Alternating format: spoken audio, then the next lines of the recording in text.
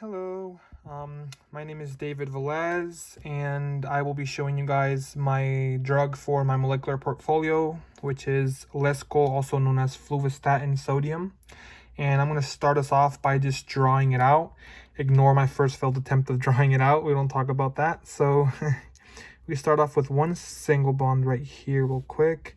We do a little double bond action right there. Another little single bond down here.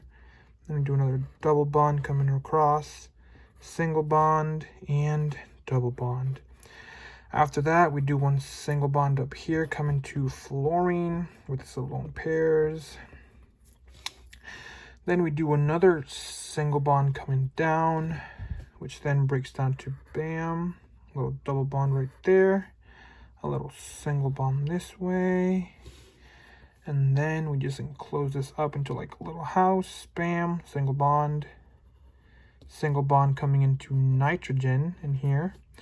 And then another single bond coming down as well. Then we break it over here into another double bond right there, which then breaks into a single bond, then another double bond, and back to a single bond that goes then into a double bond. Okay, not so bad. Then we come down this way with a single bond that breaks up into two little compartments right there. Then we come back up here and do another single bond, then comes down to a double bond. And now these just look like stairs. So single bond this way, single bond that way, and then we do another one. There we go. One more, and then bam, bam. And then we have two little buddies right here. We got an oxygen and then hydrogen coming this way. Another one right here. Little oxygen going to a hydrogen as well. And then over here we have a little oxygen by itself. So make sure we get it its correct number. Then we got a little oxygen here. It's kind of weird since it's like in the drug, it's just like, and then Na plus. It looks weird, but that's how the drug looks. This is my drawing of the drug. And yeah, that would be the first little step. Secondly, we move on to basically just the second page, which is basically the name and the information, which for that part, I'm gonna actually have us move on to the computer. Bam. I tried to do it on my computer, but I'm sorry, it didn't work. So basically, this is the name, Lescol, also known as fluvastatin sodium. So what is Lescol used for? It is used to lower bad cholesterol and fats such as LDL, and it is also used for, interesting enough, raise good cholesterol like HDL in the blood. So it's like basically back and forth in between those two.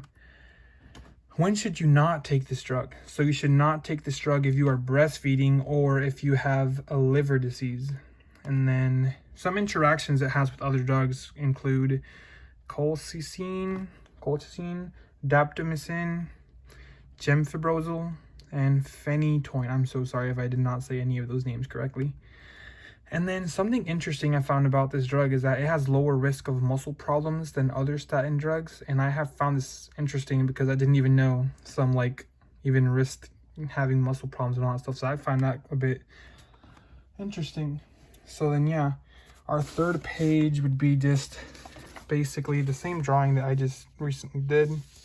And then we move on to our fourth page, which is this basically the hydrogens inside of our drug and all that stuff. So this is basically when everything is all drawn out.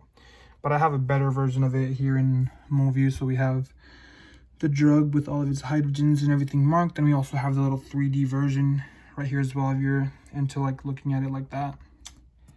After that, we come to our fifth page of the molecular portfolio, and that's where we mark down our trigonal planars, tetrahedrals, bends, etc.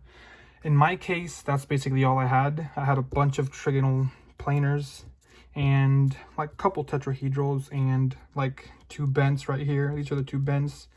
There's a bunch of tetrahedrals all over the place, and we have our there's a bunch of trigonal planars all over the place, and we have our 2 tetrahedrals right here.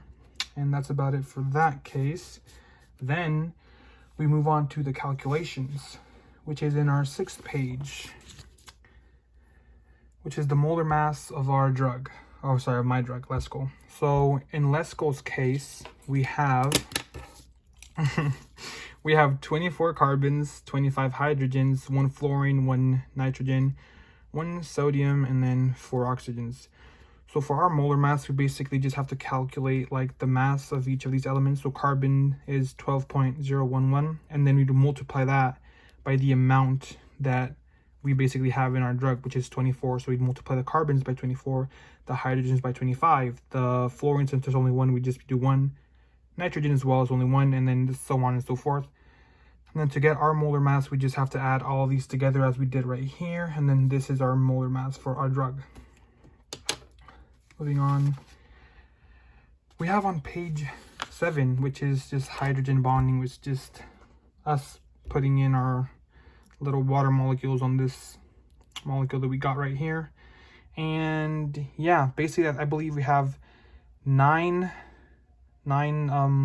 little H bonds, and I believe 6 were donors and 3 were acceptors. So we have here a little donor right here, we have an acceptor right here, a donor, excuse me, so on and so forth. Moving on, we have hydrogen bonds, but in Lescal, which is my drug, we have a couple. We have 1 up here with fluorine, a couple here with the OHs, as you can see, you know, little acceptors and donors here and there. We have 1 with our nitrogen over here, and then we have another one down here with our oxygen, and the blue ones are the donors and the pink ones are the acceptors.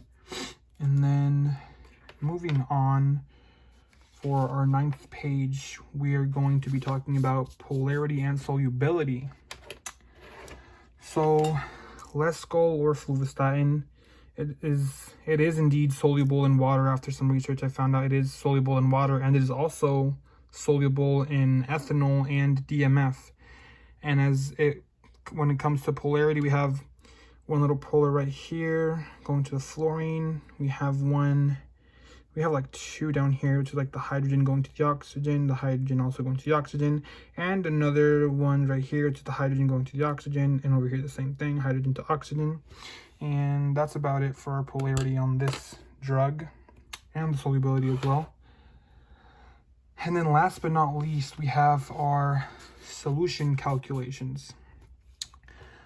So basically, when we're trying to get how many grams we have of Lescal, we will basically just use the information we've been giving, which is, okay, so we use the volume of the solution, the molarity, and the molar mass of our drug.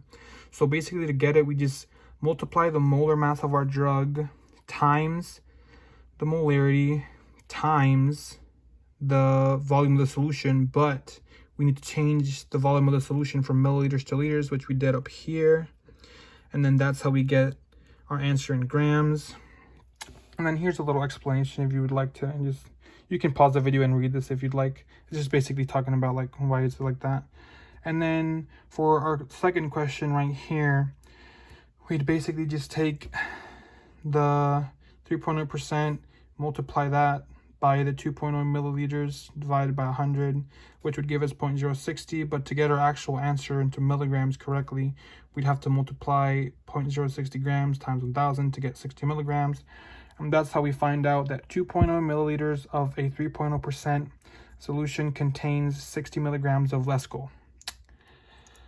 And yeah, that's pretty much it, guys. Thank you so much for your attention. I hope you enjoyed the video. And yeah, I hope you guys have a great day.